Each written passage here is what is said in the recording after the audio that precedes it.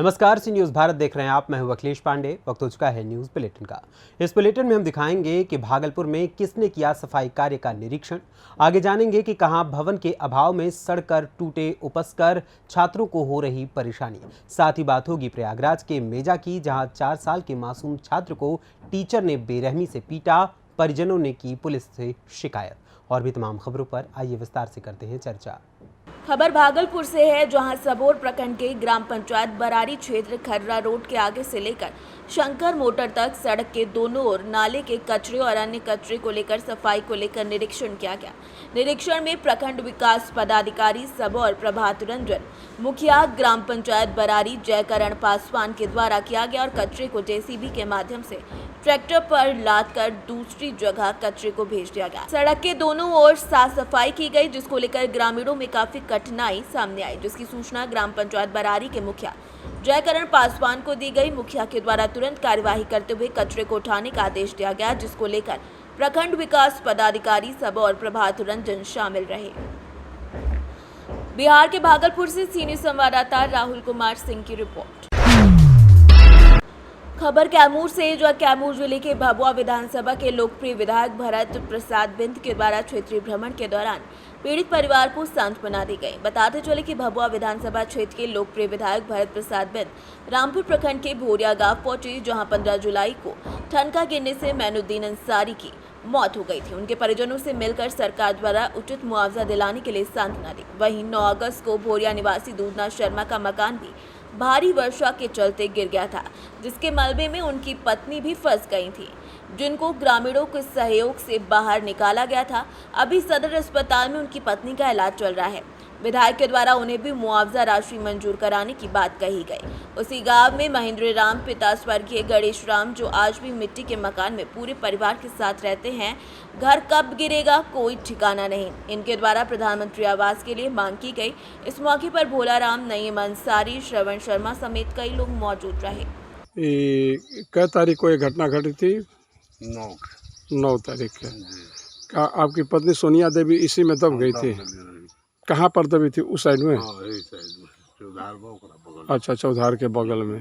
तो उनको कैसे गांव के लोगों ने मिल करके निकाला ना? हाँ, पहले हटाओ खपड़ा चौधार उलाटल गए, ओकरा बाद बांस तक दबा तो खींचल गए। अच्छा, अभी उनका इलाज चल रहा है? हाँ, इलाज चलता है सदर अस्पताल से। ठीक। अच्छा, भभुआ सदर अस्पताल में ले गए थे आप लोग? महेंद्र कुमार। पिताजी का नाम? श्री गणेश राम, स्वर्गीय गणेश राम। अच्छा, क्या ये आज तक आपके यहाँ कोई माने आवास वगैरह नहीं मिला? अभी तक नहीं मिला। आवेदन किए थे? आवेदन किए थे, कोई सुनवाई नहीं हुई। नहीं हुआ।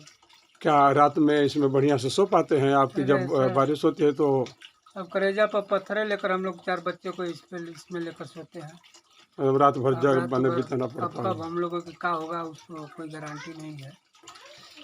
बताइए, आज के ज़माने में भी इस तरह के माने खपड़ैल मकान, मिट्टी के मकान में आप गुजर कर रहे हैं। हाँ सर, आप इतने रात को भोरिया गांव में पधारे हुए हैं, क्या रीज़न है? सबसे पहले तो मैं आपको धन्यवाद देना चाहूँगा जी कि इस खबर को आप लिए जी। और मैं भोरिया गांव में इसलिए आया कि हमें पता चला कि यहाँ एक मैनुद्दीन अंसारी हैं। जी। पिछले 12 तारीख को जो है जी। उनको आकाशीय बिजली से मृत्यु हो गया था। जी। तो हमें जब पता चला कि नहीं ऐसा घटना हुआ है जी, तो हम गए उनके परिवार से, उनके पिताजी से, माताजी से और उनके परिवार से मिलकर अभी हम आ रहे हैं। जी। और मुआवजा के लिए मैं कह रहा हूँ कि सरकार का जो गाइडलाइन है जी, सारा पेपर तैयार के बाद उनको जो है मुआवजा मिलना चाहिए। सही बात। बहुत बहुत धन्यवाद विधायक जी, क्योंकि आप जैसे ही विधायक की ज़रूरत है, जो कि किसी के दुख सुख में शामिल होकर के उसका यानी दुख दर्द को बांटें, सहयोग करें, इसके लिए कोटिशा धन्यवाद है आपको। कैमूर से सी न्यूज़ संवाददाता राम प्रवेश तिवारी की रिपोर्ट। खबर बिहार के मुजफ्फरपुर से है, जहां एक तरफ विद्यालय में छात्र छात्राओं को पढ़ने के लिए उपकरणों का अभाव है, तो वहीं मुजफ्फरपुर जिले के बंगरा प्रखंड के श्री राम जानकी विद्यालय तेपरी में भवन के अभाव में उपकरण धूप बरसात में रखे गए हैं और सड़कर खराब हो गए हैं, लिहाजा इसका उपयोग छात्र नहीं कर सकते। विद्यालय प्रबंधन समिति से जुड़े हुए स्थानीय ग्रामीण सचिंद्र महतो ने बताया कि वित्तीय साल 2013-14 में छात्र छात्राओं के शैक्षणिक कार्य के लिए तकरीबन 400 डेस्क बेंच दिए गए थे, लेकिन भवन के अभाव में ये सुनिश्चित नहीं रखा जा सका। विद्यालय में बच्चों के बैठने और शैक्षणिक कार्यों के लिए जगह नहीं है, पर्याप्त भवन नहीं है। स्कूल का जगह पर्याप्त है, लेकिन भवन के लिए लगातार डिमांड के बावजूद यहाँ नए भवन नहीं बन सके। पहले से जो भवन है वही काफी जीर्ण अवस्था में हो गए हैं, लिहाजा उस समय छात्र छात्राओं के लिए जो उपकरण दिए गए हैं उन्हें सुरक्षित नहीं रखा जा सका। इस संबंध में स्कूल के प्रधानाध्यापक आनंद कुमार ने बताया कि भवन का अभाव कई साल पहले से है। वो उपकरण जिस समय दिए गए थे उस समय ईंट खपड़े का भवन था जो काफी जर्जर था। वर्षा का पानी और धूप सीधे क्लासरूम में बच्चों तक पहुंच जाया करता था। ये डेस्क बेंच रखा हुआ है क्या? हाँ, डेस्क में रखा। तो रखा खराब हो गया? हाँ, खराब तो हो रहा है। क्यों हो गया है ऐसा? भवन के अभाव में, स्कूल का भवन नहीं है, रख रखाव नहीं है। अच्छा, इसी के अभाव में जो है सही डेस्क बेंच पड़ा हुआ है। तो एक क्लासरूम में रखा हुआ है, ऊपर से पानी गिरता है, छत नहीं है। छत नहीं है, ऊपर से पानी गिर रहा है। देखते हैं चारों ओर तो ये खुलेआम है। कितना दिन से ऐसा हो रहा है ये सब खराब? लगभग 200 साल से है। ऐसे ही पड़ा रहता है? हाँ, ऐसी पढ़ा रहता है। इस पर बच्चा उच्चा नहीं पढ़ा कभी? बच्चा उच्चा इसमें पढ़ाई नहीं होता है। ऐसे रखे हाँ। कितना डेस्क बेंच होगा? लगभग 20-25 होगा। तो बच्चे कैसे पढ़ते हैं? बच्चे क्या पढ़ते हैं? बच्चे जो सो आता है अपना माने एडमिशन करा के कोचिंग करता है, स्कूल चलता कहाँ है? भवन के अभाव में? भवन के अभाव में। ये कौन सा विद्यालय हुआ? ये है भवन राम जानकी उच्च विद्यालय तेपरी। आप ग्रामीण हैं? ग्रामीण है, मेंबर ऊपर है, हम मेंबर भी हैं। विद्यालय शिक्षा समिति? जी, विद्यालय शिक्षा समिति का मेंबर भी है। बिहार से सीनियर संवाददाता दीपक कुमार तिवारी की रिपोर्ट। खबर प्रयागराज के मेजा से, जहां टेसिया के प्राइमरी विद्यालय का मामला है, जहां छात्रा की जिसकी उम्र लगभग 4 से 5 साल है, इसके टीचर ने बच्चे को बुरी तरीके से पीटा। जब बच्चे के घर वालों को इस बात की जानकारी मिली तो परिजन एसीपी मेजा विमल किशोर मिश्रा और मेजा के इंस्पेक्टर से गुहार लगाने पहुंचे, जिसके बाद तत्काल मास्टर को थाने में बुला करके पूछताछ की गई।